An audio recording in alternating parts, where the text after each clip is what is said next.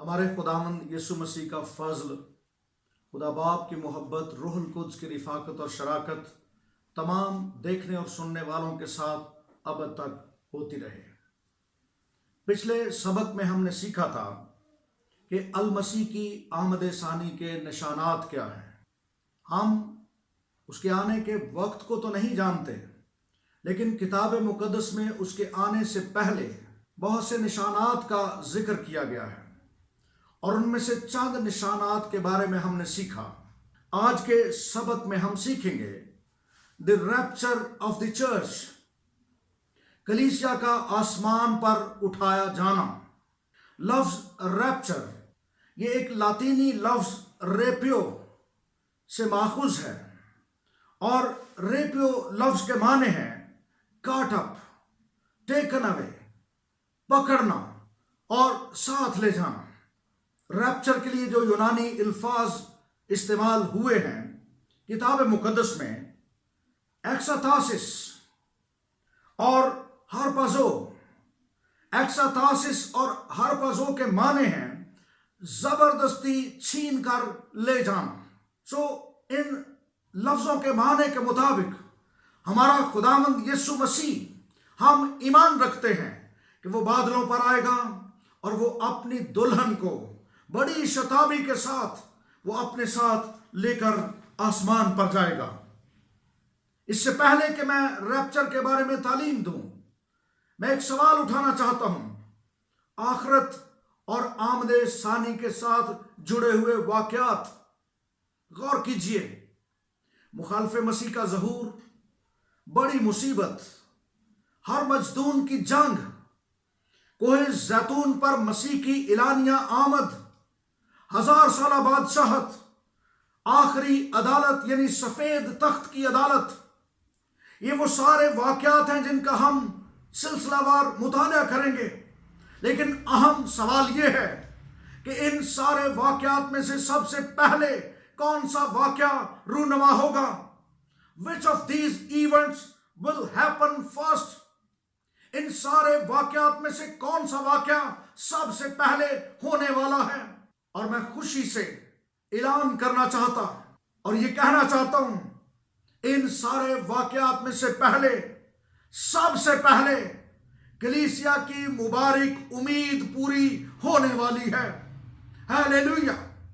کلیسیا کی مبارک امید یہ ہے کہ ہمارا دلہا اپنی دلہن کو لینے کے لیے آنے والا ہے، اور وہ اپنے وعدہ کے مطابق آنے والا ہے۔ سب سے پہلے میں اس کے وعدہ کو آپ کے سامنے پڑھنا چاہتا ہوں۔ یوحنا رسول کی معرفت لکھی گئی انجیل، اس کے 14ویں باب کی پہلی آیت سے لے کر 3 آیت تک ہمارے خداوند یسوع مسیح نے اپنی کلیسیا کے ساتھ وعدہ کیا، تمہارا دل نہ گھبرائے، تم خدا پر ایمان رکھتے ہو، مجھ پر بھی ایمان رکھو۔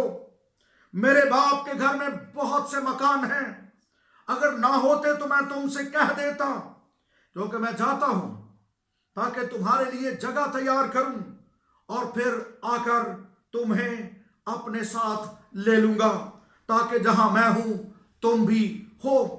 ایک اور حوالہ کتاب مقدس میں سے اسی تناظر میں پڑھنا چاہتا ہوں۔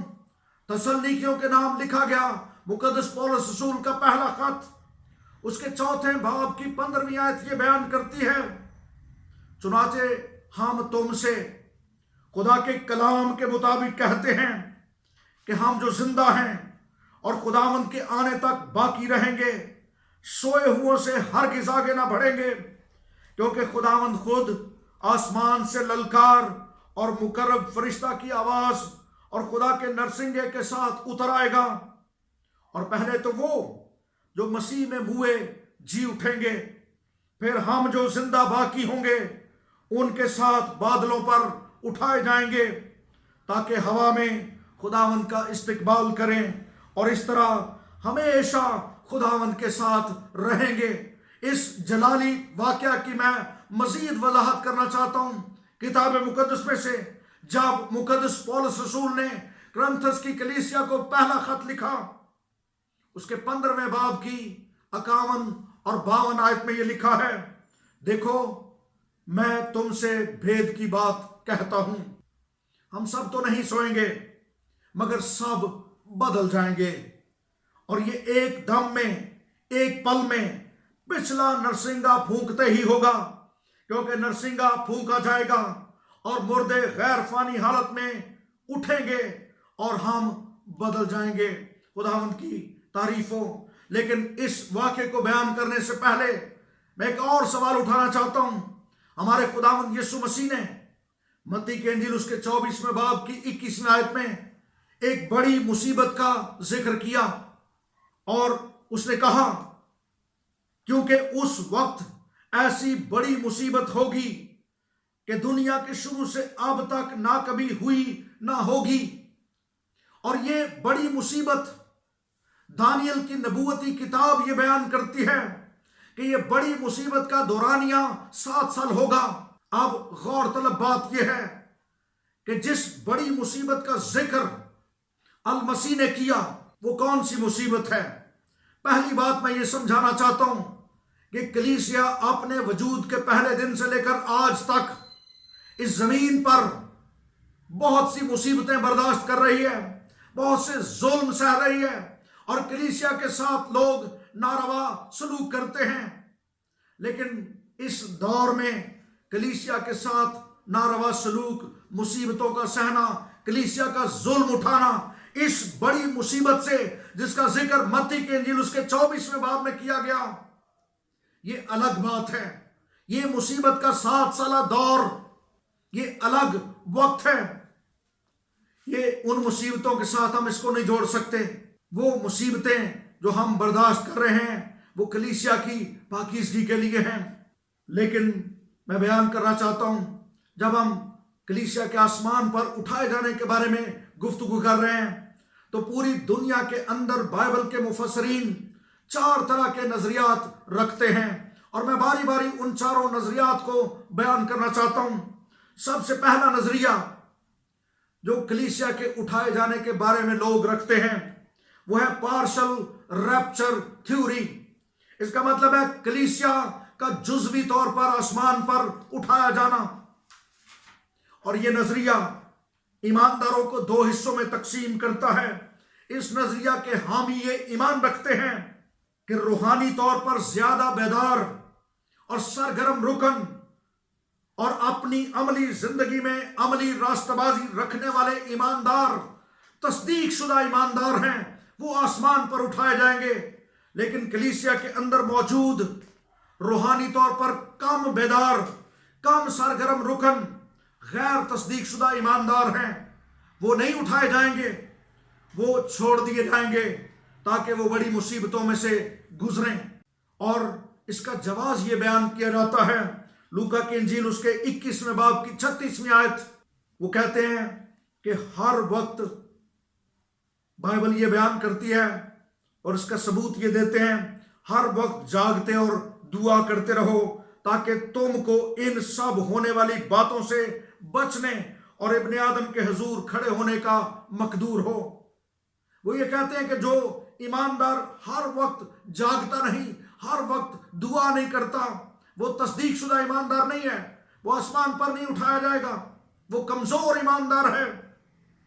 اور دوسرا ثبوت جو وہ پیش کرتے ہیں متی کی انجیل اس کے 24ویں باب کی 41ویں آیت، جہاں پر لکھا ہے 2 عورتیں چکی پیستی ہوں گی، ایک لے لی جائے گی اور ایک چھوڑ دی جائے گی۔ میں بیان کرنا چاہتا ہوں کہ یہ بیان قوم بنی اسرائیل کے بارے میں ہے، کلیسیا کے بارے میں نہیں ہے۔ ہم اس نظریہ کو کسی صورت پر قبول نہیں کرتے۔ اس کی وجہ میں بیان کرتا ہوں اور ثبوت کے طور پر چند باتیں کرنا چاہتا ہوں۔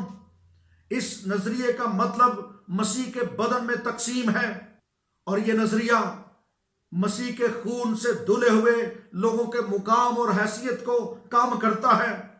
میں دلیری کے ساتھ یہ کہنا چاہتا ہوں، کوئی شخص یا تو ایماندار ہے یا ایماندار نہیں ہے، کوئی درمیانی حالت نہیں ہے۔ درمیانی حالت کا ذکر بائبل مقدس میں نہیں کیا گیا کہ ہم کسی کو کہیں کہ جی ہاں جی یہ ایماندار تو ہے لیکن یہ آسمان پر نہیں جائے گا۔ اور پھر یہ نظریہ ایمان سے راست باز ٹھہرنے کے نظریے کو رد کرتا ہے، اور بائبل مقدس میں ہم یہ جانتے ہیں کہ ہم ایمان سے راست باز ٹھہرائے گئے ہیں، اور جتنے ایمان سے راست باز ٹھہرائے گئے وہ ضرور اپنے خداوند کے ساتھ جائیں گے۔ ایک آیت میں آپ کے گوش گزار کرنا چاہتا ہوں، زبور کی کتاب میں سے نبوتی آیت۔ جب ہم زبور کی کتاب اس کا 34واں زبور پڑھتے ہیں تو اس کی 22ویں آیت مقدسہ یہ بیان کرتی ہے، خداوند اپنے بندوں کی جان کا فدیہ دیتا ہے، جو اس پر توکل کرتے ہیں ان میں سے کوئی مجرم نہ ٹھہرے گا۔ اور یہ آیت بڑی صفائی کے ساتھ یہ بیان کرتی ہے کہ جن کو خداوند نے جن کا فدیہ دیا اور جو اس پر توکل کرتے ہیں ان میں سے کوئی مجرم نہیں ٹھہرایا جائے گا۔ تمام سچے ایماندار جو ایماندار کہلانے کے حقدار ہیں، مسیح اپنی پوری کلیسیا کو لینے کے لیے آنے والا ہے، وہ اپنے آدھے بدن کو لینے کے لیے آنے والا نہیں ہے۔ سو ہم اس نظریہ کے ساتھ متفق نہیں ہیں۔ دوسرا نظریہ پوسٹ ٹریبولیشن ریپچر تھیوری، اس کے ماننے والے یہ کہتے ہیں کہ کلیسیا 7 سالہ بڑی مصیبتوں کے بعد آسمان پر اٹھائی جائے گی، یعنی کلیسیا 7 سالہ بڑی مصیبتوں میں سے گزرے گی۔ اور وہ جواز یہ پیش کرتے ہیں، یوحنا کی انجیل اس کے 15ویں باب کی 18ویں آیت، جہاں پر لکھا ہے دنیا تم سے عداوت رکھتی ہے، اور پھر یوحنا کی انجیل اس کے پہلے باب کی 33ویں آیت، جہاں پر لکھا ہے تم دنیا میں مصیبت اٹھاتے ہو۔ میں بیان کرنا چاہتا ہوں کہ 7 سالہ بڑی مصیبتوں کا دور یہ قوم بنی اسرائیل کے لیے ہے، کلیسیا کے لیے نہیں ہے۔ اور یاد رکھیں کہ یہ 7 سالہ بڑی مصیبتوں کا خاص دور مخالف مسیح کے ذریعے، مخالف مسیح کے وسیلے خدا کی خاص عدالت کا اور خدا کے غضب کا وقت ہے، اور کلیسیا خدا کے غضب کے لیے مقرر نہیں کی گئی۔ کلیسیا ان 7 سالہ مصیبتوں کے دور میں سے نہیں گزرے گی۔ ثبوت کے طور پر میں چند حوالہ جات پڑھنا چاہتا ہوں۔ تسلنیکیوں کے نام لکھا گیا پہلا خط، اس کے پہلے باب کی 10ویں آیت یہ بیان کرتی ہے، اور اس کے بیٹے کے آسمان سے آنے کے منتظر رہو، جسے اس نے مردوں میں سے جلایا، یعنی یسوع کے، جو ہم کو آنے والے غضب سے بچاتا ہے۔ اور پھر پہلا تسلنیکیوں اس کے 5ویں باب کی 9ویں آیت یہ بیان کرتی ہے، کیونکہ خدا نے ہمیں غضب کے لیے نہیں بلکہ اس لیے مقرر کیا کہ ہم اپنے خداوند یسوع مسیح کے وسیلے سے نجات حاصل کریں۔ سو یاد رکھیں کہ کلیسیا غضب کے لیے مقرر نہیں کی گئی۔ مسیح کی دلہن، ہمارا دلہا ہم سے پیار کرتا ہے، اور وہ اپنی دلہن کو کسی کے رحم و کرم پر نہیں چھوڑے گا بلکہ وہ اپنے ساتھ لے کر جائے گا۔ اس کے ثبوت کے طور پر ایک اور حوالہ آپ کے گوش گزار کر دیتا ہوں۔ نبوتی کتاب یعنی مکاشفہ کی کتاب اس کے 3 باب کی 10ویں آیت میں فلادلفیا کی کلیسیا سے خدا کلام کرتا ہے، اور یہ پیغام بالخصوص فلادلفیا کی کلیسیا کو دیا گیا، لیکن یہ صرف فلادلفیا کی کلیسیا کے لیے نہیں ہے بلکہ یہ رہتی دنیا کے تمام ایمانداروں کے لیے بھی خدا کا کلام ہے۔ اور ایمانداروں کو یہ کہا گیا، چونکہ تو نے میرے صبر کے کلام پر عمل کیا ہے، اس لیے میں بھی آزمائش کے اس وقت، لفظوں پر غور کیجئے میں کیا کہہ رہا ہوں، کتاب مقدس کے لفظ پڑھ رہا ہوں۔ خدا فرماتا ہے میں آزمائش کے اس وقت، ایک خاص وقت کا ذکر کیا جا رہا ہے، تیری حفاظت کروں گا جو زمین کے رہنے والوں کے آزمانے کے لیے تمام دنیا پر آنے والا ہے۔ آزمائش کا وہ وقت جو زمین کے رہنے والوں کے آزمانے کے لیے تمام دنیا پر آنے والا ہے، خدا اپنی کلیسیا سے کلام کرتا ہے، میں اس وقت تیری حفاظت کروں گا۔ تو ثابت ہوا کہ کلیسیا 7 سالہ مصیبتوں کے دور سے نہیں گزرے گی۔ اور پھر میں یہ بھی بیان کرنا چاہتا ہوں کہ مسیح کا آنا کلیسیا کے لیے مبارک امید ہے۔ جب مقدس پولس رسول نے اپنے شاگرد خاص یعنی تیتس کو خط لکھا تو اس نے کہا، اور اس مبارک امید یعنی اپنے بزرگ خدا اور منجی یسوع مسیح کے جلال کے ظاہر ہونے کے منتظر رہیں۔ اس کی آمد کو مبارک امید کہا گیا، بلیسڈ ہوپ، یہ ہمارے لیے مبارک امید ہے۔ ایک اور نظریہ جو پیش کیا جاتا ہے، مڈ ٹریبولیشن ریپچر تھیوری، اس نظریے کے ماننے والوں کا یہ خیال ہے کہ کلیسیا بڑی مصیبت کے 7 سالہ دور کے درمیان میں آسمان پر اٹھائی جائے گی، اور وہ 7 سالہ بڑی مصیبت کے دور کو 2 حصوں میں تقسیم کرتے ہیں، اور وہ کہتے ہیں کہ 3.5 سال جب پورے ہو جائیں گے تو مسیح آئے گا اور وہ اپنی کلیسیا کو لے کر آسمان پر چلے جائے گا۔ اور وہ اس کا حوالہ دانیل کی کتاب اس کے 12ویں باب کی 7ویں آیت سے لے کر 12ویں آیت تک، اور دانیل کی کتاب اس کے 7ویں باب کی 25ویں آیت سے دیتے ہیں، جہاں پر ذکر ہے ایک دور اور دوراں اور نیم دور۔ لیکن میں سوال اٹھانا چاہتا ہوں، اگر ایسا ہوا تو پھر اس کا مطلب یہ ہوگا کہ مسیح کے آنے کا اور کلیسیا کے آسمان پر جانے کا ٹائم فریم مخالف مسیح کے ظہور کے بعد لوگوں کو پتہ چل جائے گا۔ سو ہم اس نظریے سے اتفاق نہیں کرتے، کیونکہ ہمارے خداوند یسوع مسیح نے تو یہ کہا تھا، اس کے قول پر غور کیجئے، اس نے کہا کوئی نہیں جانتا، اس گھڑی کو کوئی نہیں جانتا۔ ہمارے خداوند یسوع مسیح کا قول ہمارے لیے انتہائی اہم ہے، سو ہم اس نظریے کو بھی قبول کرنے کے لیے تیار نہیں ہیں۔ ایک اور نظریہ جس پر میں گفتگو کرنا چاہتا ہوں، اور یہ نظریہ پری ٹریبولیشن ریپچر تھیوری کہلاتا ہے۔ اس کا مطلب یہ ہے کلیسیا بڑی مصیبتوں سے پہلے آسمان پر اٹھائی جائے گی، اور پوری دنیا کے اندر انجیلی ایمان رکھنے والی کلیسیائیں اور انجیلی ایمان رکھنے والے ایماندار اس نظریہ کے زبردست حامی ہیں، وہ اسی نظریہ سے متفق ہیں، اور وہ اس نظریہ کے مطابق کہتے ہیں کہ کلیسیا مخالف مسیح کے ظہور اور بڑی مصیبتوں سے پہلے اٹھائی جائے گی۔ اور اس کا ثبوت یہ ہے، بہت سے حوالہ جات میں نے پہلے بھی پڑھے، لیکن میں کچھ اور بتانا چاہتا ہوں۔ ایمانداروں کے ساتھ کیا گیا وعدہ، جب مقدس پولس رسول نے روم کی کلیسیا کے نام خط لکھا، اس کے 8ویں باب کی پہلی آیت میں اس نے لکھا، پس اب جو مسیح میں ہیں ان پر سزا کا حکم نہیں ہے۔ سو ہمارا خیال ہے، اس ادنا خادم کی رائے ہے کہ کلیسیا بڑی مصیبت کے دور سے نہیں گزرے گی، بلکہ ہمارا خداوند ہماری مبارک امید کے مطابق وہ ہمیں پہلے سے آسمان پر لے جائے گا، وہ اپنی دلہن کو آسمان پر لے جائے گا۔ بڑی مصیبت کا مقصد کیا ہے؟ غور کیجئے، بڑی مصیبت کا مقصد قوم بنی اسرائیل کو پاک کرنا، اور دوسرا اس کا بڑا مقصد خدا کے لوگوں کے ساتھ جن لوگوں نے ناروا سلوک کیا، یعنی غیر قوم کے لوگوں کو سزا دینا۔ آج دنیا کے اندر خدا کے لوگوں کے ساتھ جو ظلم کیا جاتا ہے، مصیبتیں ان پر لائی جاتی ہیں، خدا ضرور اس کا بدلہ ان کو دے گا۔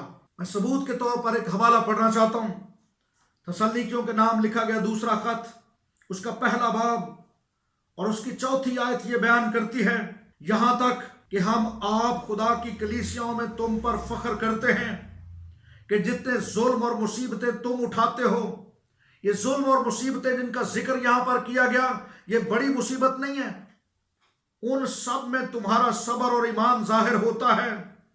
یہ خدا کی سچی عدالت کا صاف نشان ہے، تاکہ تم خدا کی بادشاہی کے لائق ٹھہرو، جس کے لیے تم دکھ بھی اٹھاتے ہو، کیونکہ خدا کے نزدیک یہ انصاف ہے کہ بدلہ میں تم پر مصیبت لانے والوں کو مصیبت، سنیے، تم پر مصیبت لانے والوں کو مصیبت، اور تم مصیبت اٹھانے والوں کو ہمارے ساتھ آرام دے۔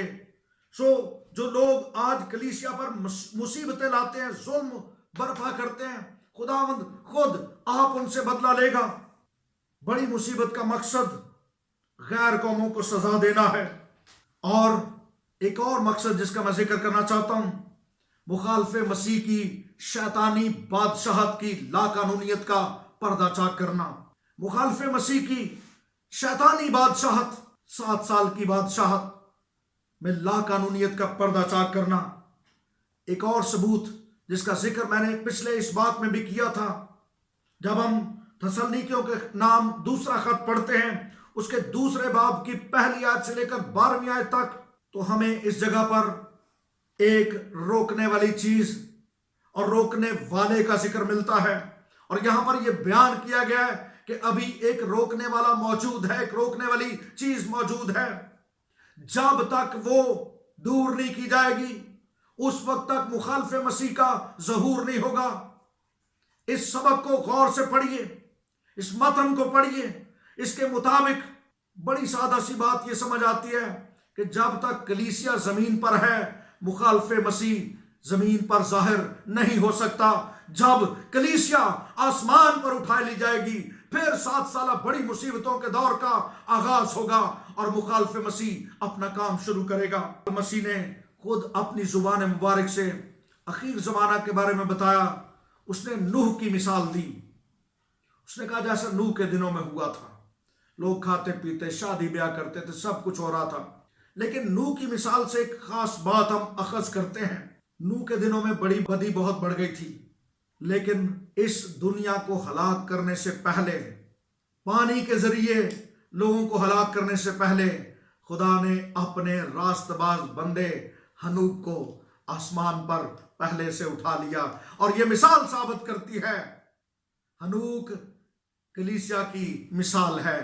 خداوند اپنے لوگوں سے پیار کرتا ہے اور وہ اپنے لوگوں کو مصیبت میں نہیں جانے دے گا بلکہ اس سے پہلے آسمان پر اٹھا لے گا۔ God bless you. خداوند آپ کو بہت برکت دے۔